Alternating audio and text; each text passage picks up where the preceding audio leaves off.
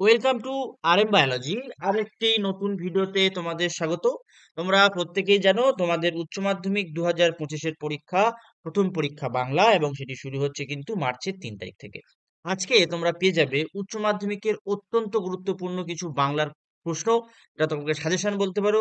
যে প্রশ্নটা তোমাদের পরীক্ষায় আসতে চলেছে, খুব কম প্রশ্ন দেয়া আছে, প্রচুর প্রশ্ন দেয়া নেই। 4টে কিংবা 5টা, কোনো কোনো ক্ষেত্রে 3টেও প্রশ্ন দেয়া রয়েছে, তাই ভিডিওটি শেষ পর্যন্ত দেখো। যারা চ্যানেলে নতুন, চ্যানেলটি অবশ্যই সাবস্ক্রাইব করে নাও এবং বেল বাটনটি বাজিয়ে দাও। তো চলো, প্রথমে আমরা যদি গল্প পোর্শন থেকে দেখে নিই। গল্প পোর্শন থেকে এই 5টা কিন্তু অত্যন্ত গুরুত্বপূর্ণ। কি কি? নিখিল ভাবছিল বন্ধুকে বুঝিয়ে বলবে, এভাবে দেশের লোককে বাঁচানো যায় না। কোন প্রসঙ্গে নিখিলের এই ভাবনা? এই ভাবনার মাধ্যমে নিখিলের চরিত্রের কোন বৈশিষ্ট্য প্রকাশ পেয়েছে?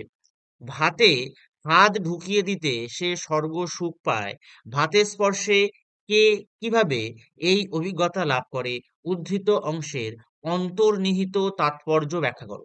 শেষ রোদের আলোয় সে দূরের দিকে ক্রমশ আবছা হয়ে গেল। কার কথা বলা হয়েছে? সে ক্রমশ আবছা হয়ে গেল কেন? তারপর সৈয়দ মুস্তফা সিরাজ রচিত ভারতবর্ষ গল্পের নামকরণের সার্থকতা বিচার করো। শেষ রোদের আলোয় সে দূরের দিকে ক্রমশ রাবছা রয়ে গেল, এখানে কার কথা বলা হয়েছে?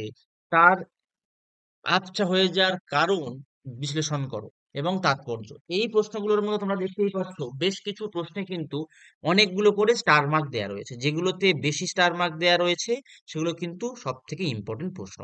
এরপর যদি আমরা কবিতা পাঠ থেকে দেখি, রক্তের অক্ষরে দেখিলাম আপনার রূপ, কবির এমন উপলব্ধির কারণ আলোচনা করো। একটা অদ্ভুত শব্দ, কোন শব্দের কথা বলা হয়েছে? শব্দটি অদ্ভুত কেন? এরপর কি ঘটনা ঘটেছিল সংক্ষেপে লেখো। ঘুমহীন তাদের চোখে হানা দেয় কিসের ক্লান্ত দুঃস্বপ্ন? কাদের কথা বলা হয়েছে? তাদের ঘুমহীন চোখে ক্লান্ত দুঃস্বপ্ন হানা দেয় কেন? ওই সবুজের ভীষণ দরকার।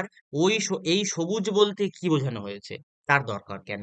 নিহত ভাইয়ের সব দেহ থেকে দেখে নাই যদি হয় ক্রোধ, কবিতা অবলম্বনে উদ্ধৃতাংশটির তাৎপর্য আলোচনা করো। অত্যন্ত গুরুত্বপূর্ণ প্রশ্ন।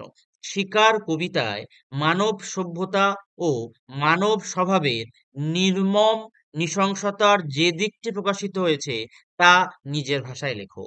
অথবা উষ্ণ লাল হরিণের মাংস তৈরি হয়ে এলো, মাংসলোভী মানুষের যে হিংস্রতার ছবি শিকার কবিতায় প্রতিফলিত হয়েছে তা নিজের ভাষায় লেখো। এই প্রশ্নগুলো কিন্তু কবিতা পাঠ থেকে বেশ গুরুত্বপূর্ণ। আমি তোমাদেরকে বলেইছিলাম, অত্যন্ত সহজ সহজ প্রশ্ন এবং অত্যন্ত কম প্রশ্ন দিয়ে কিন্তু আমি সাজেশনটা আমাদের সামনে নিয়ে আসছি। এরপর নাটক থেকে, এবার নিশ্চয়ই লোকের খুব হাসি পাবে। বলতে নাট্যকার কি বুঝিয়েছেন? বিভাব নাটক অবলম্বনে আলোচনা করো। নানা রঙের দিন নাটক অবলম্বনে রজনীকান্ত চট্টোপাধ্যায়ের চরিত্র আলোচনা করো। অথবা নানা রঙের দিন নাটকে রজনীকান্ত চট্টোপাধ্যায় এই চরিত্রের মধ্যে একদিকে অভিনেতার শিল্পগুণ, অন্যদিকে ট্র্যাজিক পরিণাম উঠে এসেছে তা আলোচনা করো। এটা কিন্তু গুরুত্বপূর্ণ। মৃত্যু ভয়ের উপর সে হাসতে হাসতে ডাকাতি করতে পারে, কার কথা বলা হয়েছে? বক্তার এমন উপলব্ধির কারণ কি?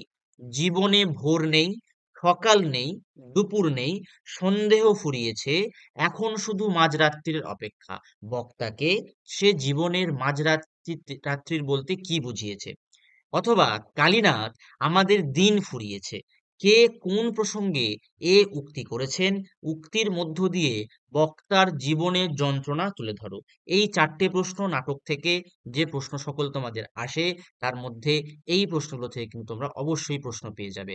এরপরে যদি আমরা সহায়ক গ্রন্থ আমার বাংলা থেকে দেখি, সে গল্প বলেছিল মোনা ঠাকুর। মোনা ঠাকুর কে? কোন গল্পটি? গল্পটি সংক্ষেপে লেখো। বিশ্বাস করো, বানানো গল্প নয়। কোন রচনার অংশ? কাহিনীটি সংক্ষেপে লেখো। সাধুচরণ ও মুস্তাফার জীবন কাহিনী বর্ণনা করো। সুভাষ মুখোপাধ্যায়ের কলের কলকাতা রচনা অবলম্বন করে লেখকের জেলখানা ভ্রমণের বর্ণনা দাও। অথবা ইংরেজের জেলখানায় হেড হয়ে ঢুকতে যা রাগ হচ্ছিল বিবরণ দাও। লেখকের জেলখানার ভ্রমণের অভিজ্ঞতার। তারপর চেয়ারের উপর যিনি বসে আছেন তাকে দেখে নিজের চোখকে বিশ্বাস হচ্ছিল না, চেয়ারের উপরে কে বসেছিলেন, লেখক তাকে কোথায় দেখেছিলেন, লেখকের স্থান দেখার অভিজ্ঞতা সংক্ষেপে লেখো, অভিজ্ঞতার বিবরণ দাও।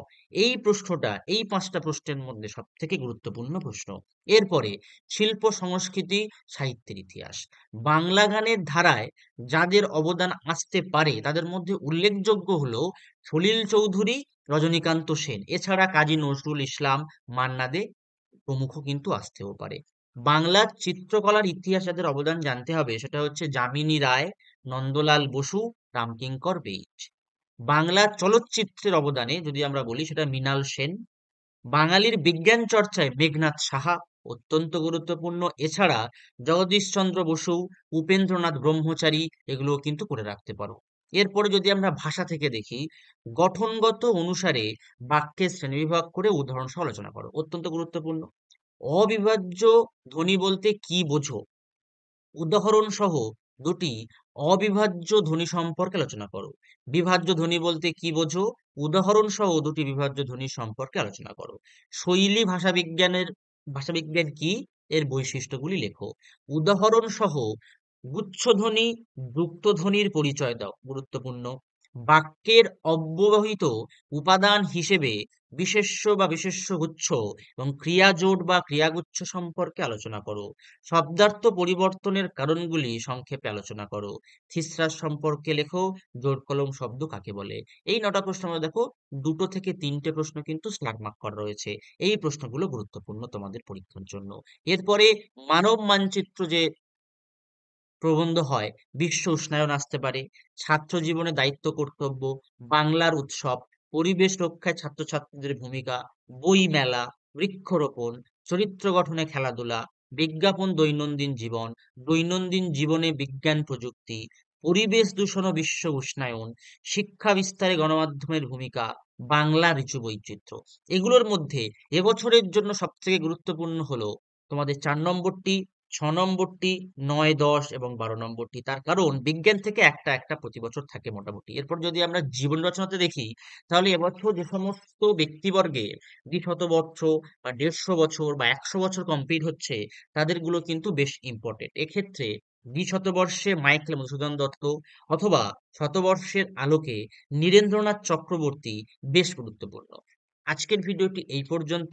যারা এই পুরো ভিডিওটির পিডিএফ চাও তারা অবশ্যই কমেন্ট বক্সে কমেন্ট করো পিডিএফ বলে, আমি তোমাদের কিন্তু প্রত্যেকের রিপ্লাইতে পিডিএফ এর লিংক দিয়ে রাখবো। তো আজকের ভিডিওটি এখানেই শেষ করলাম। অবশ্যই চ্যানেলটি সাবস্ক্রাইব করে নাও পরবর্তী সাবজেক্টগুলোর জন্য এরকম গুরুত্বপূর্ণ কোশ্চেন পাওয়ার জন্য, এবং খুব শীঘ্রই তোমাদের বাংলার আমি একটা কোশ্চেন দেব, যে কোশ্চেনটা তোমরা বলে ধরে নিতেই পারো যে বোর্ডের কোশ্চেন। তাই চ্যানেলটি সাবস্ক্রাইব করে নাও।